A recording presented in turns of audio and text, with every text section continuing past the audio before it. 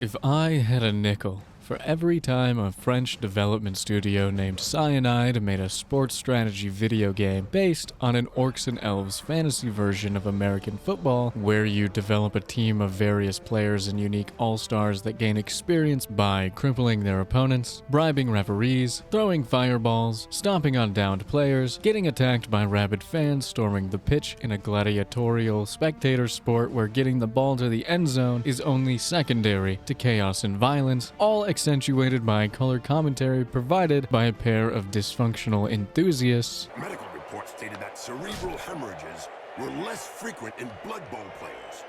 Amazing when you come to think of it. Not really, when you consider that brains are also less frequent. How many nickels do you think I would have? If you said 3 nickels, you would be wrong. If you said 4, you would also be wrong, but we don't talk about that one. You see, before Cyanide Studios was given the reins by Games Workshop to turn their beloved little tabletop game Blood Bowl into a virtual playground, Cyanide took it upon themselves to make a little game called Chaos League, released in 2004, 5 years before their Blood Bowl game would come out in 2009. You might think that Games Workshop saw Cyanide's work with Chaos League clearly inspired by, and in some cases just straight up using, features from Blood Bowl with skills like Mighty Blow, and decided to pull the French studio in for a taste of the real thing. But it's a little bit more complicated than that. Cyanide's developers actually loved Blood Bowl. They loved Blood Bowl so much that they approached Games Workshop with the desire to make an officially licensed video game for them. Something that had not been done since 1995 with Destiny's Blood Bowl, which, from what I can gather, was not particularly well received. Welcome, sports fans, to another beautiful day of Blood Bowl.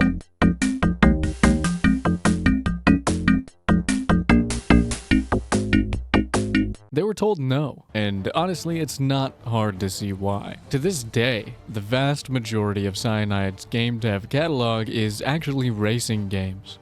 No, not those ones. These ones.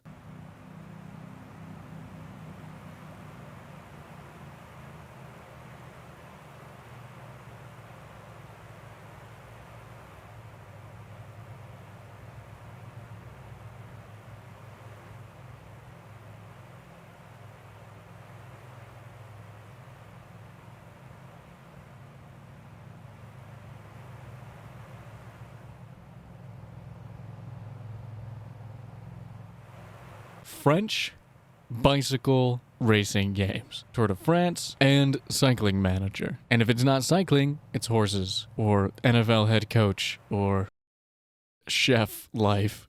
It's no wonder Games Workshop didn't agree to an officially licensed game when these are the only pieces in your portfolio. But sometimes, when they no longer want to cycle cozily, they flip to the complete other side of the spectrum and are called upon to throw out a Warhammer, or a Game of Thrones, or a Cthulhu.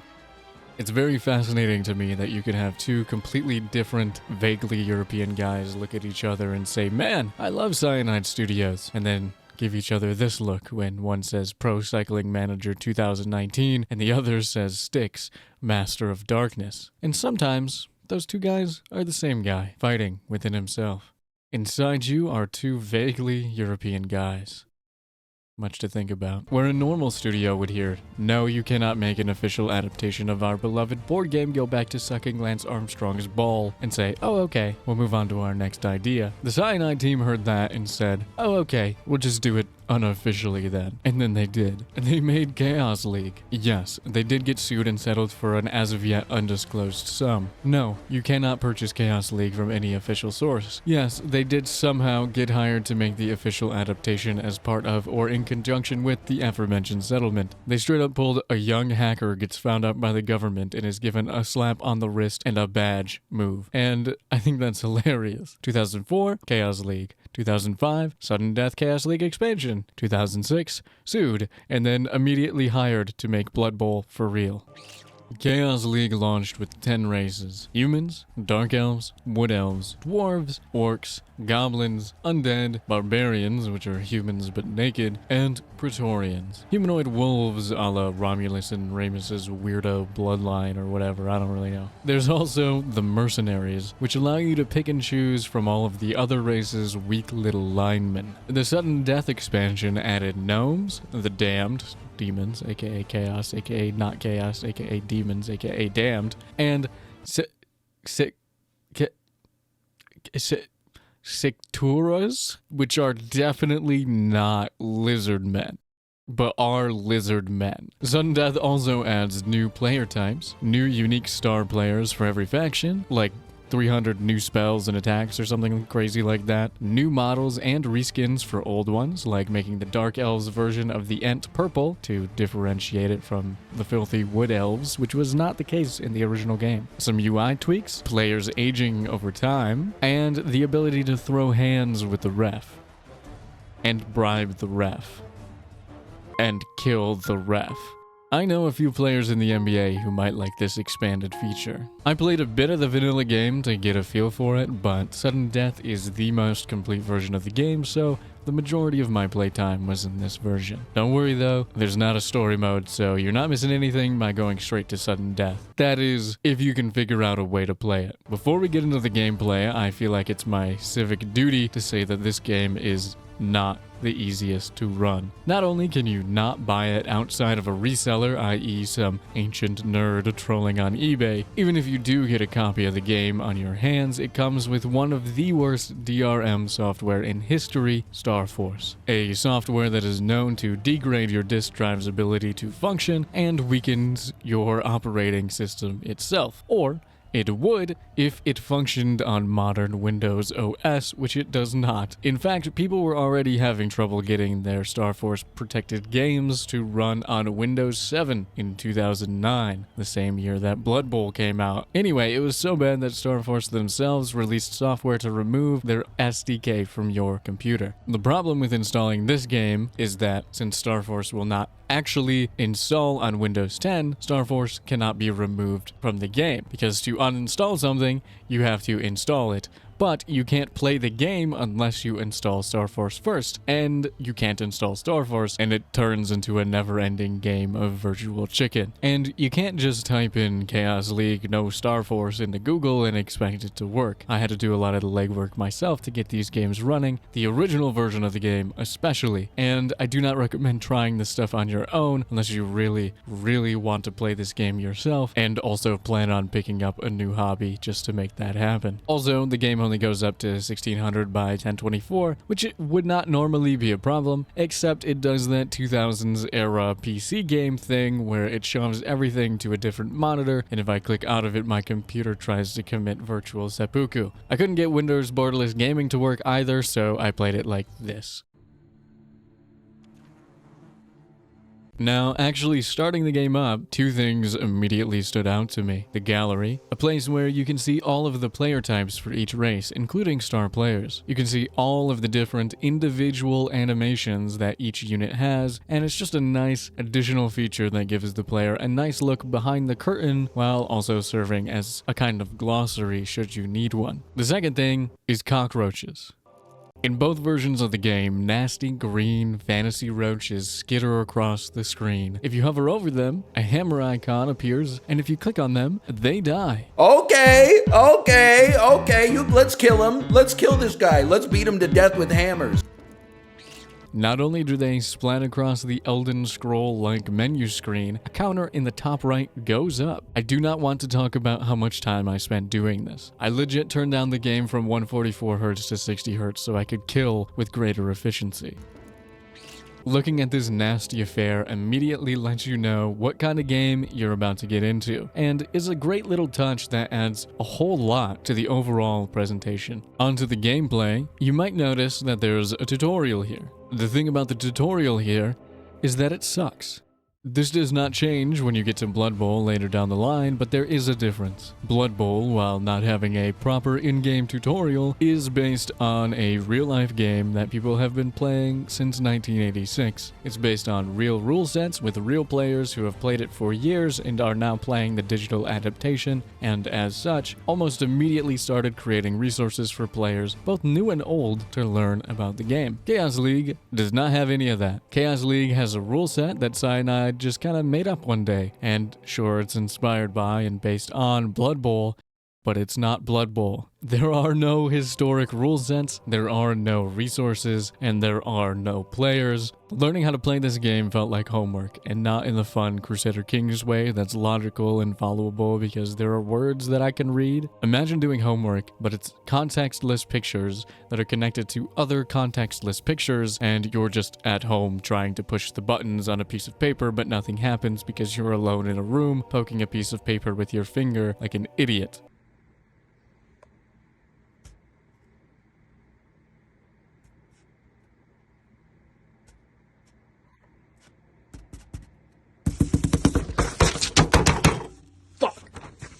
Blood Bowl's tutorial was so useless in teaching you the game that the second time around they maybe overdid it in the complete opposite direction and then had to dial it back in for round 3. Chaos League's tutorial is worse. I know, because I played through every single one of these little fuckers. Played is a strong word. I sat there like a submissive little bitch while the game pointed at things and said things without letting me interact with anything or look at any other things than the things it was grabbing me by the head and pointing me toward, which, well, hot when done right, is not done right here, and as such, is not conducive to a proper learning environment. And then it makes you read. I do not recommend doing this. Instead, let me teach you how to play the game. Your team is down here. Click on them. Their stats will show up over here, and basic actions are up here. Spells are up here, random shit is down here, and you can add markers to players over here for some reason. This red bar is HP, this blue bar is breath, which is basically stamina, MP, and action points all rolled into one. Ignore this. The default controls are largely inoffensive and follow their own logic, as long as you think having 9 keyboard shortcuts for colored shape involves logic, but will no doubt be foreign to modern gamers who are more used to having controls that actually make sense and are somewhat consistent across various player bases. Damn spoiled brats don't even know how lucky they have it. Grumble, grumble, mumble, grumble, grumble. But no, the controls really are whatever. They're fine, except for the camera controls, which are shit. I mean, EDSF instead of WASD has to be some kind of French propaganda, so change them. But if you change them, you have to change some stuff over here, which is annoying, so don't do that. Do what I did instead, and just ignore that completely and use the arrow keys to control the camera, which you can do. And no, it does not tell you that you can do this, but you can do this, so it's fine.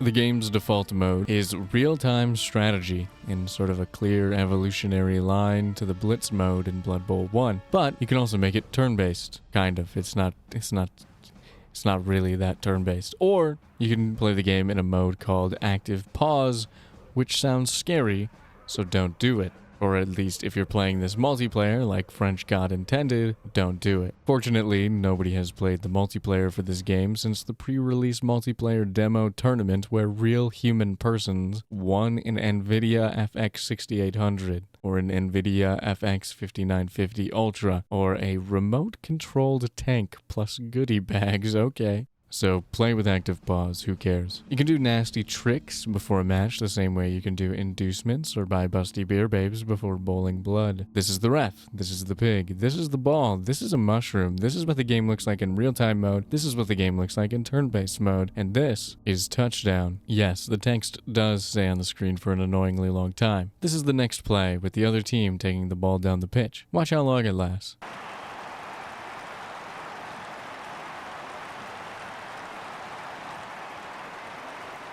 A point was inevitable against that kind of defense. Yeah, where were they? Coach is going to have strong words.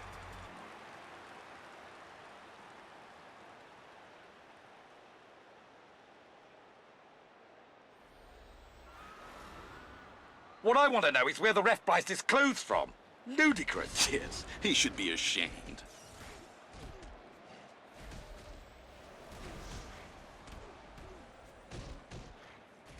I don't think he's even seen a ball before. Also, you can't click on the start playing button while it's on the screen, so there's really no point at all to this setup timer up here. Also, every single player has the ability to throw out a smoke screen. This smoke screen lasts a long time and effectively puts fog of war onto the pitch.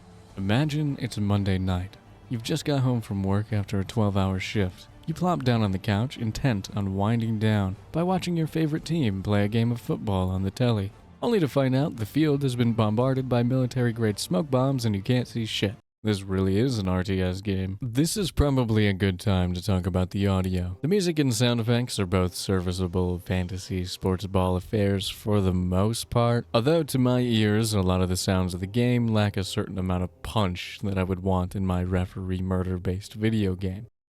The most egregious part of the soundscape, by far, is the mixing. By default to the commentators, a massive part of the presentation for any sports broadcast, are completely inaudible and are drowned out by the music and sound effects, which are both incredibly loud even at low settings. These are the settings I ended up going with, but I'm not a professional sound mixer, despite having to do it for every stream video and unruly Discord call, so use this as a base and adjust it to your pleasure. On the topic of the commentators, it is so interesting to see the direct line between this game and what Cyanide would do later on with Blood Bowl. There's clear DNA being passed along in many aspects, but nowhere is that more immediately obvious than with the commentators. The voice acting and way the commentators deliver their lines is not great. Many of their lines fall flat, and it does very much sound like they recorded their lines in separate residential closets in 2003. What a surprise. Not to mention the poor mixing. But the writing is so very clearly the same team that would go on to give us Bob Bifford and Jim Johnson, especially in Blood Bowl 1. In fact, a good chunk of the lines in this game sound like things those two might actually say, and you can imagine them being said in their voices rather than the voices they're actually being said in. They're not being said in those voices, so that literally does not matter,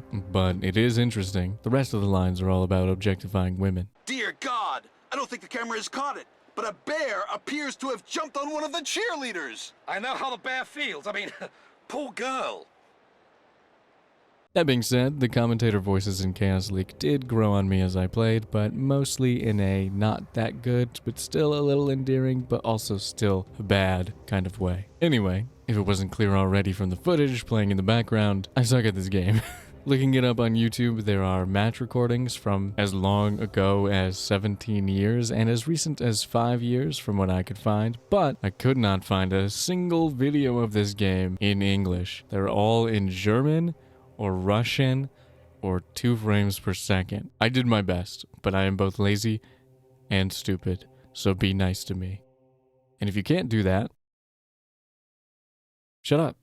Now join me on my grand journey to winning the championship with my brand new Chaos League franchise, which immediately got off on the wrong foot when I noticed the difficulty was set to Master, which is the second highest difficulty by default, and then only got worse when I accidentally set it to God without noticing. Wonder how that happened.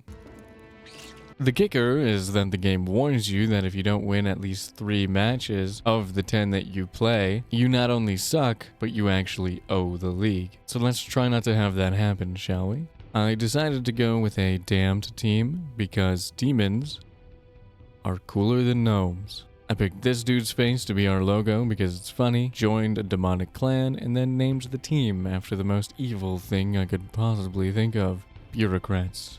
But then I got self-conscious looking at the word bureaucrats and wasn't sure if I spelled it right, despite my literature degree and Google both telling me I spelled it right, so I changed it to the most evil thing I could think of's foul lair.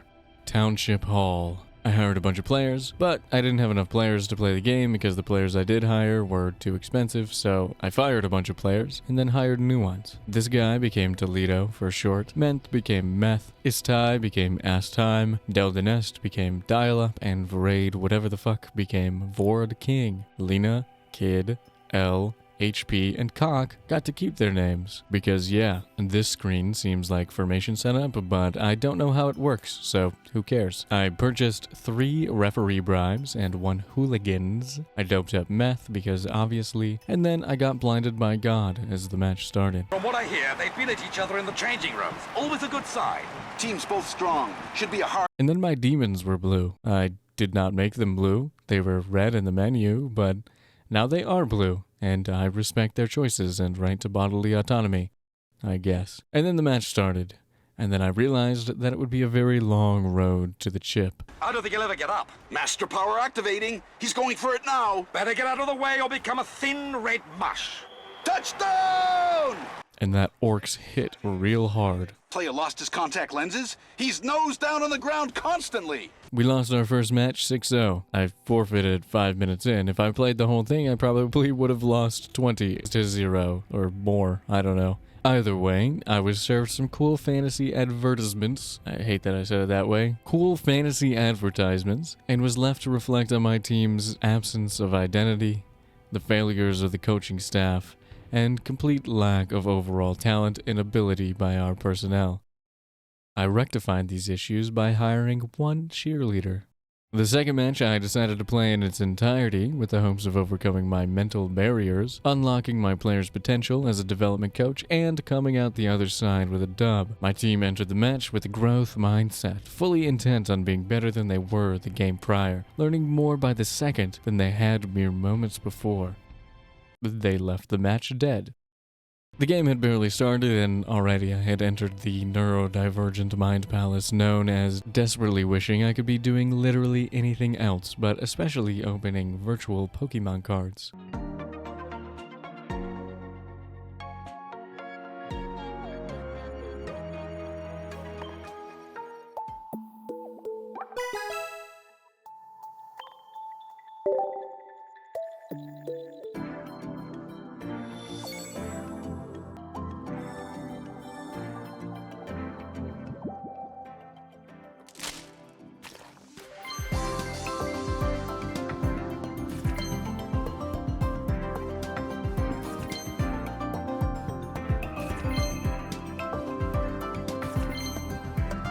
Nice. Also, for some reason, my players were red again, and the touchdown stuck on screen thing didn't happen, like, at all, so I don't know. I guess consistency means nothing to Chaos League. We lost 16-0 with several key members of the team dead. The good news, though, is that I earned 20,000 gold pieces for attacking the ref whenever I got bored, and another 8 for killing the guy I put a bounty on before the match. It's the little wins that keep us grounded. I still couldn't afford a cursed player, though, or any players for that matter.